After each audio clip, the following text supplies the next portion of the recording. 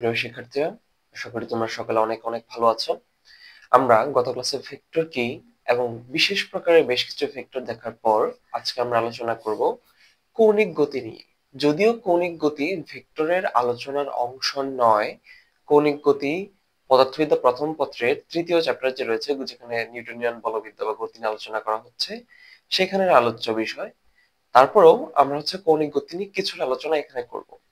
এর কারণ আমরা গতদিন আমাদের বেশ কিছু উদাহরণে কৌণিক গতির কিছু এলিমেন্ট ব্যবহার করেছি, যেমন টর্ক, কৌণিক বেগ বা ওমেগা।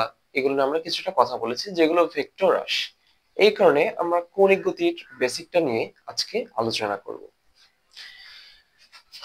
তো কৌণিক গতিটা কি? আমাদের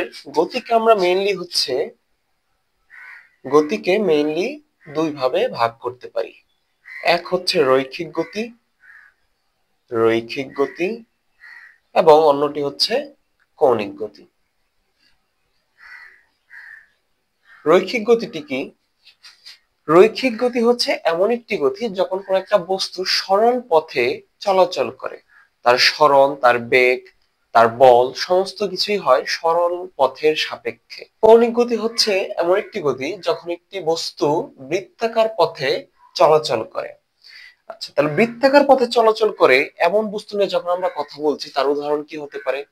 আমাদের পৃথিবীর চারপাশে যে চাঁদ বা উপগ্রহগুলো ঘুরছে একটা নির্দিষ্ট অক্ষে, নির্দিষ্ট কক্ষপথে, সেটি কৌণিক গতির উদাহরণ। আবার পৃথিবী সহ অন্যান্য গ্রহ, উপগ্রহ সমস্ত কিছু আবার সূর্যের চারদিকেও ঘুরছে, সেটাও একটা কৌণিক গতির উদাহরণ। আবার আমাদের সাইকেলের চাকা যে ঘুরছে, সেটাও কিন্তু কৌণিক গতির উদাহরণ। এখন তাহলে সে কৌণিক গতিতে কি হচ্ছে? কৌণিক গতিতে কোন একটা বস্তু সে বৃত্তাকার পথে ঘুরছে। তাহলে বৃত্তাকার পথে যদি ঘুরে, এখানে কিন্তু দুটো শর্ত থাকবে। এক, যখন কোন একটা বস্তু বৃত্তাকার পথে ঘুরবে, তখন কেন্দ্র থেকে সেই বস্তুর দূরত্ব সেটা কিন্তু ফিক্সড থাকবে।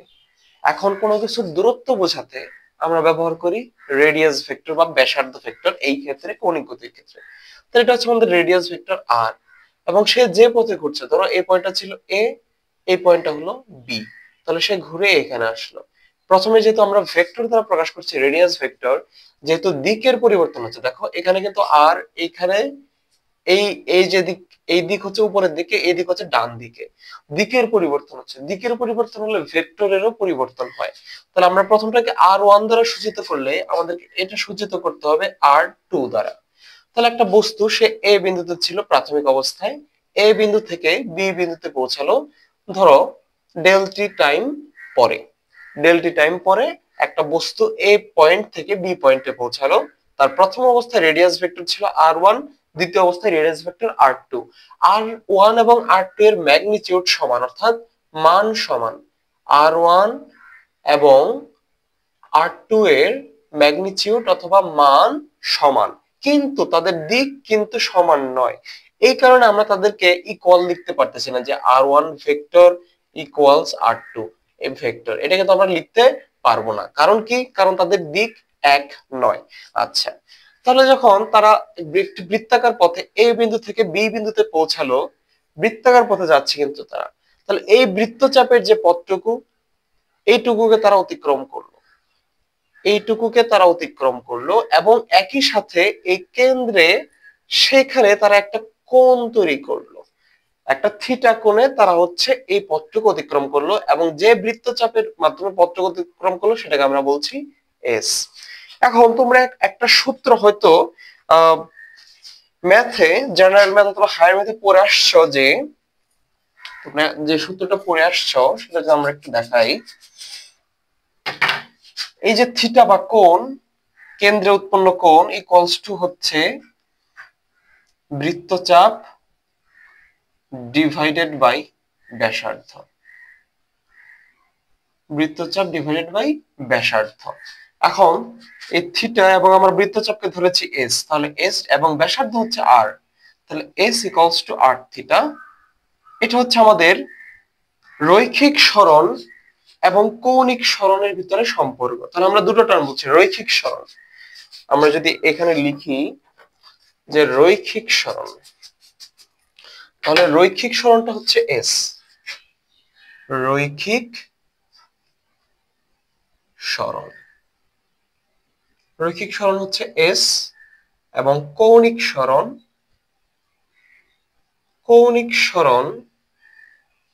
হচ্ছে থিটা, এবং এই দুটোর মধ্যে সম্পর্ক হচ্ছে S equals to R theta. তাহলে আমরা রৈখিক গতি এবং কৌণিক গতির একদম বেসিক এলিমেন্ট, প্রথম এলিমেন্ট সরণ, সেই সরণের ভিতরে কিন্তু একটা সম্পর্ক ইতিমধ্যে স্থাপন করে ফেলেছি। ওকে, আচ্ছা। এরপর তোমরা হয়তো জানো যে সরণও কিন্তু vector, displacement is a vector itself. And এখানে যে আমরা এই যে কৌণিক সরণ নিলাম, কৌণিক সরণ থিটা যেটা, সেটা দ্বারা হচ্ছে অ্যাঙ্গেল প্রকাশ করবে। এখন অ্যাঙ্গেল কিসে প্রকাশ করবে, সেটা কি ডিগ্রিতে প্রকাশ করবে না রেডিয়ানে? অবশ্যই মনে রাখবো যে এই অ্যাঙ্গেল যেটা, সেটা থাকবে হচ্ছে রেডিয়ানে। রেডিয়ান, এটাকে প্রকাশ করা হয় হচ্ছে থিটা আর এ ডি, অথবা থিটা তার উপর কমপ্লিমেন্ট, যেটাকে বলা হয় হচ্ছে রেডিয়ান বা থিটা রেডিয়ান। এখন ডিগ্রির সাথে রেডিয়ানের সম্পর্ক কি তোমাদের মনে আছে? ডিগ্রির সাথে রেডিয়ানের সম্পর্ক আমরা ট্রাইগোনোমেট্রিতে পড়ে এসেছি। 180 ডিগ্রি ইকুয়ালস হচ্ছে 2 পাই। এই 180 ডিগ্রি ইকুয়ালস হচ্ছে পাই রেডিয়ান। সরি, 180 ডিগ্রি ইকুয়ালস হচ্ছে পাই রেডিয়ান। এটাই কিন্তু হচ্ছে রেডিয়ান এবং ডিগ্রির ভিতরে সম্পর্ক। এটার মাধ্যমে আমরা ডিগ্রি থেকে রেডিয়ান, রেডিয়ানের মাধ্যমে ডিগ্রিতে স্থানান্তর করতে পারি। আচ্ছা, এরপরে এলিমেন্টে চলো। কোন একটা বস্তু, তাহলে তার সরণ হচ্ছে সময়ের সাপেক্ষে। সময়ের সাথে তার সরণের যে পরিবর্তন হচ্ছে তাকে আমরা কি বলি? সময়ের সাথে সরণের পরিবর্তনকে আমরা বলি হচ্ছে বেগ। সময়ের সাথে সরণের পরিবর্তনকে আমরা বলি বেগ। এখন দেখো, যখন একটা বস্তু বৃত্তাকার পথে ঘুরছে, তখন তার বেগ কিন্তু প্রতি মুহূর্তে চেঞ্জ হচ্ছে। কেন চেঞ্জ হচ্ছে? বেগ চেঞ্জ হওয়ার কারণ, বেগ একটি ভেক্টর রাশি। বেগ চেঞ্জ হওয়ার অন্যতম কারণ হচ্ছে কি, বেগ একটি ভেক্টর রাশি। এবং যখন একটি বস্তু বৃত্তাকার পথে পরিভ্রমণ করছে, তখন তার বেগ প্রতি মুহূর্তে চেঞ্জ হচ্ছে, কারণ দিক চেঞ্জ হচ্ছে। এবং আমরা জানি দিক চেঞ্জ হওয়ার সাথে সাথে ভেক্টরও পরিবর্তন হয়ে যায়। তাহলে আমরা কি বললাম? যখন একটা বস্তু কৌণিক পথে পরিভ্রমণ করতে থাকে, তখন তার বেগ প্রতি মুহূর্তে চেঞ্জ হয়। কেন চেঞ্জ হয়? কারণ দিকের পরিবর্তন হয়। বেগ যেহেতু একটি ভেক্টর রাশি, এই কারণে, অর্থাৎ ভেলোসিটি যেহেতু ভেক্টর রাশি, এই কারণে প্রতি মুহূর্তে যখন যাচ্ছে, দেখো এই বস্তুটার বেগ হচ্ছে স্পর্শক বরাবর, বৃত্তের স্পর্শক বরাবর, যে বিন্দুতে আছে সেই বিন্দু স্পর্শক বরাবর। তাহলে স্পর্শক বরাবর যখন থাকতেছে, তখন কিন্তু প্রতি মুহূর্তে তার বেগ চেঞ্জ হচ্ছে, কারণ প্রতি মুহূর্তে তার দিক চেঞ্জ হচ্ছে। সুতরাং এখানে বেগের মান সমান হতে পারে, কিন্তু বেগের মান বা ম্যাগনিটিউড সমান হতে পারে, কিন্তু বেগ কিন্তু সমান হবে না পুরোপুরি। কারণ আমরা জানি বেগ হচ্ছে একটি ভেক্টর রাশি, এবং ভেক্টর রাশি প্রকাশের জন্য মান ও দিক উভয়ের প্রয়োজন। যখন দুটো ভেক্টরের মান এবং দিক দুটোই সমান হবে, তখন তাদেরকে আমরা সমান ভেক্টর বলতে পারবো বা ইকুয়াল বলতে পারবো। আচ্ছা, এবার দেখো, যখন এইটুকু অতিক্রম করতে যদি তাদের হচ্ছে ডেলটি টাইম লাগে, আমরা বলেছিলাম যে ডেলটি সময় যদি এইটুকু অতিক্রম করে, এবং সেক্ষেত্রে কৌণিক সরণ হচ্ছে থিটা, তাহলে আমরা জানি কি? আমরা জানি হচ্ছে বেগ ইকুয়ালস টু সরণ বাই সময়, অতিক্রান্ত সময়। তাহলে সরণ ডিভাইডেড বাই অতিক্রান্ত সময়, সেটা হচ্ছে বেগ। এখন এটা যেহেতু আমাদের রৈখিক বেগ না, এটা হচ্ছে আমাদের কৌণিক বেগ। কৌণিক বেগকে আমরা প্রকাশ করি ওমেগা দ্বারা। তাহলে ওমেগা ইকুয়ালস টু হচ্ছে থিটা, যেটা আমার কৌণিক সরণ, ডিভাইডেড বাই অতিক্রান্ত সময়, যতটুকু টাইম গিয়েছে এই থিটা পরিমাণ অ্যাঙ্গেল বা থিটা রেডিয়ান কৌণিক সরণ হতে, সেটাকে আমরা বলছি এই ডেলটি সময়। ওকে, তাহলে omega equals to theta divided by del t. এখন আমরা কি জানি? থিটার একক বা ইউনিট, আমরা একটু আগে বললাম যে থিটাকে হচ্ছে আমরা রেডিয়ানে প্রকাশ করব, তাহলে এটা হচ্ছে রেডিয়ান। এবং আমরা জানি ডেলটি বা টি বা টাইম, তার একক হচ্ছে সেকেন্ড। তাহলে রেডিয়ান ডিভাইড বাই সেকেন্ড, যেটাকে আমরা লিখতে পারি রেডিয়ান পার সেকেন্ড, অথবা আমরা এইভাবে লিখতে পারি রেডিয়ান সেকেন্ড ইনভার্স 1। তাহলে এটা হচ্ছে আমাদের ওমেগা বা কৌণিক বেগ। ওমেগা বা কৌণিক বেগ। আমাদের রৈখিক বেগটা কি ছিল একটু মনে করো তো। আমাদের রৈখিক বেগ ছিল, যেটা সেটা ছিল ভি। ভি ইকুয়ালস টু ছিল ডিসপ্লেসমেন্ট ডিভাইডেড বাই টাইম। এখন আমার যে ডিসপ্লেসমেন্ট, সেই ডিসপ্লেসমেন্টটা কত? ডিসপ্লেসমেন্টটা হচ্ছে এখানে হচ্ছে এস পরিমাণ এবং টাইম কিন্তু ডেল টি, এবং এস ইকুয়ালস টু আবার আমরা লিখতে পারি আর থিটা। তাহলে এস ইকুয়ালস টু আমরা লিখতে পারি আর থিটা ডেল টি। তাহলে আর থিটা এটাকে আমরা আবার সাজিয়ে লিখতে পারি না, theta divided by del t into R. তাহলে theta divided by del t, এটাকে কিন্তু আমরা আবার লিখতে পারি কৌণিক বেগ। এটাকে আমরা লিখতে পারি কি? কৌণিক বেগ। তাহলে এটা হচ্ছে ওমেগা ইনটু আর। তাহলে ভি ইকুয়ালস টু আমরা পাচ্ছি ওমেগা ইনটু আর। এই যে আমাদের রৈখিক বেগ ছিল ভি এবং কৌণিক বেগ ছিল ওমেগা। রৈখিক বেগ ছিল ভি, কৌণিক বেগ ছিল ওমেগা। এই দুটোর ভিতরে আমরা সম্পর্ক পেলাম V equals to omega R. তাহলে দেখো এখান থেকে কি আমরা আরেকটা সম্পর্ক সূচিত করতে পারি না? এই এস এবং এই থিটা তারা অ্যাকচুয়ালি কিভাবে গঠিত? ধরো আর বা ব্যাসার্ধ ভেক্টর বা রেডিয়াস ভেক্টর, সেটা যদি হচ্ছে আমার কনস্ট্যান্ট হয়, আর যখন কনস্ট্যান্ট হয়, আর ইকুয়ালস টু কনস্ট্যান্ট, তখন এস সমানুপাতিক থিটা। এবং অর্থাৎ এই যে আমাদের সরণ এবং রৈখিক সরণ এই দুটো হচ্ছে পরস্পর প্রপোর্শনাল বা সমানুপাতিক, কখন? যখন আর ইকুয়ালস টু কনস্ট্যান্ট। একইভাবে এখানেও যদি আমার এই রেডিয়াসটা বা ব্যাসার্ধটা কনস্ট্যান্ট হয়ে যায়, সেক্ষেত্রে কিন্তু আমরা লিখতে পারি ভি সমানুপাতিক ওমেগা। ভি সমানুপাতিক ওমেগা এবং এ সমানুপাতিক থিটা। অর্থাৎ এই সম্পর্ক দুটো থেকে আমরা কি বুঝতে পারি? রৈখিক সরণ বেশি হলে কৌণিক সরণও বেশি হবে, রৈখিক বেগ বেশি হলে কৌণিক বেগও বেশি হবে, বা ভাইস ভার্সা। অর্থাৎ কৌণিক সরণ বেশি হলে সেটার হচ্ছে রৈখিক সরণও বেশি, কৌণিক বেগ যদি বেশি হয় রৈখিক বেগও বেশি। আমরা এখন জানবো কৌণিক ত্বরণ নিয়ে। তো জেনারেল যে ত্বরণ বা অ্যাক্সেলারেশন, সেটাকে আমরা কিভাবে প্রকাশ করতাম? সময়ের সাথে বেগের পরিবর্তন, তাই না? তো সময়ের সাথে বেগের পরিবর্তন। আমরা কৌণিক বেগ জেনেছি কি? ওমেগা হচ্ছে আমাদের কৌণিক বেগ, এবং সময় ধরো ডেল টি সময়। সময়ের সাথে বেগের পরিবর্তনের হারকে বলা হয় ত্বরণ। এখন কৌণিক ত্বরণের ক্ষেত্রে আমরা ব্যবহার করি আলফা। জেনারেল ত্বরণের ক্ষেত্রে হচ্ছে এ, কৌণিক ত্বরণের জন্য আলফা। আবার কৌণিক বেগ এবং রৈখিক বেগের ভিতরে আমরা সম্পর্ক কি জেনেছি? V equals to omega R. তাহলে omega equals to V by R. তাহলে omega equals to V by R যদি এখানে আমরা ইনপুট করি, তাহলে V del t into 1 by R, এটাকে কিন্তু আমরা এইভাবে লিখতে পারি। এখন দেখো ভি বাই ডেল টি অর্থাৎ রৈখিক বেগ এবং সময়ের পার্থক্য, এটাকে আমরা লিখতে পারি রৈখিক ত্বরণ ডিভাইডেড বাই আর, বা এ ইকুয়ালস টু আর ওমেগা। তাহলে দেখো রৈখিক ত্বরণ এবং কৌণিক ত্বরণের ভিতরে যে সম্পর্ক, সেটা কিন্তু আমরা পেয়ে গেছি। এখান থেকে আমরা লিখতে পারি রৈখিক ত্বরণ সমানুপাতিক কৌণিক ত্বরণ। সমানুপাতিক এবং আলফা চিহ্নটা কাছাকাছি হয়তো, এটা তোমরা হচ্ছে একটু বুঝে নিও যে রৈখিক ত্বরণ সমানুপাতিক হচ্ছে কৌণিক ত্বরণ আলফা। এরপর আমাদের রয়েছে কৌণিক ভরবেগ। আচ্ছা, আমরা এটার এককটা একটু বলে যাই। সেটা হচ্ছে দেখো alpha equals to omega divided by del t. ওমেগার একক কি ছিল?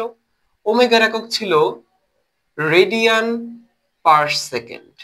এবং দেখো এখানে ডেল টি, এটার জন্য আমরা আরেকটা একক পাবো সেকেন্ড। তাহলে এখান থেকে কিন্তু আমরা পাচ্ছি রেডিয়ান পার সেকেন্ড স্কয়ার। এটা হচ্ছে আমাদের কৌণিক ত্বরণের একক। এখন আমরা যদি হচ্ছে কৌণিক ভরবেগ নিয়ে কথা বলি, কৌণিক ভরবেগ এটাকে প্রকাশ করা হচ্ছে এল দ্বারা। L equals to radius vector cross আমাদের রৈখিক ভরবেগ। অর্থাৎ কৌণিক ভরবেগ ইকুয়ালস হচ্ছে রেডিয়াস ভেক্টর এবং রৈখিক ভরবেগের ক্রস গুণফল। আমরা এর আগে হয়তো বলেছিলাম যে ক্রস গুণফল ইকুয়ালস আমরা লিখতে পারি আর ডট পি সাইন থিটা। অর্থাৎ যে ভেক্টর থাকবে, ভেক্টর দুটো, সেই ভেক্টর দুটোর মান, যে ভেক্টর দুটো থাকবে তাদের মান এবং তাদের অন্তর্বর্তী কোণের সাইনের অনুপাত। ঠিক আছে? তাহলে ওই ভেক্টরদের মান এবং তাদের অন্তর্বর্তী কোণের সাইন। আচ্ছা, তাহলে এখানে দেখো L equals to R cross P. এটা যদি আমরা একক নির্ণয় করতে চাই, আর এবং পি থেকে আমরা কি পাই? আর এর একক হচ্ছে মিটার, এবং পি যেটা, পি কে আমরা লিখতে পারি আবার কি? পি হচ্ছে যেহেতু রৈখিক বেগ, তাকে আমরা লিখতে পারি এম ভি। তাহলে এখানে আসতেছে এম, এবং এই এম এর জন্য আমরা কি পাবো? এই এম এর জন্য আমরা পাবো হচ্ছে একটা, এটা যেহেতু ম্যাস, এই ম্যাসের জন্য আমরা পাচ্ছি হচ্ছে একটা কেজি এবং ভি বা বেগের জন্য আমরা পাই মিটার পার সেকেন্ড। তাহলে এখান থেকে আমরা সহজেই পেয়ে যাচ্ছি kg metre square per second. এটা হচ্ছে আমাদের কৌণিক ভরবেগের একক। আমাদের আজকের দিনের সর্বশেষ টপিক যেটা, সেটা হচ্ছে ঘূর্ণন বল বা টর্ক। টর্ক যে একটা ভেক্টর, সেটা হচ্ছে আমরা গত ক্লাসে দেখেছিলাম। টর্ক এটাকে প্রকাশ করা হচ্ছে টাউ দ্বারা। এটাকে প্রকাশ করা হয় টাউ দ্বারা, ইকুয়ালস টু হচ্ছে আমাদের রেডিয়াস ভেক্টর ক্রস আমাদের রৈখিক বল। তাহলে ঘূর্ণন বল ইকুয়ালস হচ্ছে কি রেডিয়াস ভেক্টর এবং রৈখিক বল, এই দুটোর ক্রস গুণফল। এটাও কিন্তু ক্রস গুণফল আমাদের এই কৌণিক ভরবেগের মতো। তাহলে এখানেও কিন্তু আমরা আর এফ সাইন থিটা লিখতে পারবো। আচ্ছা, এক্ষেত্রে দেখো টর্ক বা টাও এর একক হচ্ছে কি, এই ফোর্স যেটা ছিল আমাদের রৈখিক ফোর্স, রৈখিক ফোর্সের একক হচ্ছে নিউটন আমরা জানি, এবং আর বা রেডিয়াস ভেক্টর বা ব্যাসার্ধ ভেক্টর বা ব্যাসার্ধ, তার একক কিন্তু হচ্ছে মিটার, কারণ ব্যাসার্ধ এক প্রকার ডিস্টেন্স আমরা জানি। তাহলে ডিস্টেন্স যদি হয় তাহলে তার একক হবে মিটার। এজন্য হচ্ছে আমাদের এই টর্ক যেটা, টর্কের একক হচ্ছে নিউটন মিটার। আচ্ছা, এখন আমরা একটু ত্রিমাত্রিক স্থানাঙ্ক ব্যবস্থায় এই টর্কটাকে স্থাপন করব এবং পাশাপাশি ভেক্টরের লব্ধির দিক সম্পর্কে একটি নিয়ম জানবো। এটা ধরো একটা ত্রিমাত্রিক স্থানাঙ্ক ব্যবস্থা, যেখানে এটা হচ্ছে আমাদের এক্স অ্যাক্সিস, এটা হচ্ছে ওয়াই অ্যাক্সিস এবং এটা হচ্ছে জেড অ্যাক্সিস, এবং এই পয়েন্টটা হচ্ছে 0,0 0,0,0, কারণ তিনটার জন্য এখন নিচ্ছি আমরা, ঠিক আছে? ওকে, এখন দেখো এই যে আমাদের রেডিয়াস ভেক্টরটা ছিল, রেডিয়াস ভেক্টরটা একটা প্লেন বা একটা তলে অবস্থিত হবে অবশ্যই। ধরো এক্স ওয়াই হচ্ছে সেই প্লেন, এক্স ওয়াই হচ্ছে প্লেন, এখানে হচ্ছে একটা রেডিয়াস ভেক্টর আর উপস্থিত, এবং ফোর্স যেটা সেটা হচ্ছে এই রেডিয়াস ভেক্টরের সাথেই তো ক্রিয়া করবে। কারণ এই দেখো আমরা এই যে ঘূর্ণন বল যেটাতে দেখেছিলাম, এটা যদি রেডিয়াস হয়, ফোর্স ক্রিয়া করছিল এইদিকে, এবং আরেকটা ফোর্স হচ্ছে কেন্দ্রের ভিতর দিকেও ক্রিয়া করছিল। তাহলে বাইরের যে ফোর্সটা সেটা কিন্তু রেডিয়াস ভেক্টরের সাথে ক্রিয়া করছে, অর্থাৎ একই তলে। তাহলে ধরো এটা হচ্ছে ফোর্স যেটা আমার রেডিয়াস ভেক্টরের সাথে এক্স ওয়াই প্লেনে, এক্স ওয়াই তলে, এটা কিন্তু ধরো এটা যদি এক্স ওয়াই হয়, আমার হাতের যে উপরিপৃষ্ঠ সেটা যদি একটা এক্স ওয়াই তল হয়, সেই একই তলে কিন্তু আর এবং এফ উপস্থিত। এখন দেখো তাহলে টাও এর দিক কোন দিকে হবে? সবসময় মনে রাখবা এটার জন্য হচ্ছে আমাদের ডান হস্ত নিয়ম। ডান হস্ত নিয়মটা কি, যে যদি কোনো ভেক্টর বাম থেকে ডানের দিকে আসতে থাকে, বাম থেকে ডানের দিকে আসতে থাকে, তাহলে তাদের লব্ধি হবে সেই ভেক্টর যে অভিলম্বে উপস্থিত, সেই ভেক্টর যে অভিলম্বে উপস্থিত, যে তলে উপস্থিত, সরি, সেই ভেক্টর দুটি যে তলে উপস্থিত তাদের অভিলম্ব বরাবর, অর্থাৎ উপরের দিকে। তাহলে টর্কের অবস্থান হবে একদম উপরের দিকে। এটা হচ্ছে আমাদের এই টর্ক বা টাওয়ের বা এই আর এবং এফ এর লব্ধি ভেক্টর ক্রিয়া করবে এদের অভিলম্ব বরাবর, যে তলে অবস্থান করবে এরা তার অভিলম্ব বরাবর। তাহলে আমরা ডান হস্ত নিয়মে কি পড়লাম, যে যদি দুটো ভেক্টর বা একাধিক ভেক্টর বাম থেকে ডানের দিকে ক্রিয়া করতে থাকে, বাম থেকে ডানের দিকে যদি ক্রিয়া করতে থাকে, সেক্ষেত্রে তাদের লব্ধি ভেক্টর সেই ভেক্টর দ্বয় যে তলে অবস্থিত হবে, যে তলে থাকবে, তাদের অভিলম্ব বরাবর বা লম্ব বরাবর উপরের দিকে ক্রিয়া করবে। সো আজকে এই পর্যন্তই। তোমরা হচ্ছে আশা করি রেগুলার ক্লাসগুলো করবে, এবং কমেন্টে যদি তোমাদের কোনো প্রশ্ন থাকে জিজ্ঞাসা করতে পারো, এবং আমাদের ডাউট সলভ গ্রুপে তোমাদের যে কোনো প্রশ্ন জিজ্ঞাসা করতে পারো। ধন্যবাদ সকলকে, আসসালামু আলাইকুম।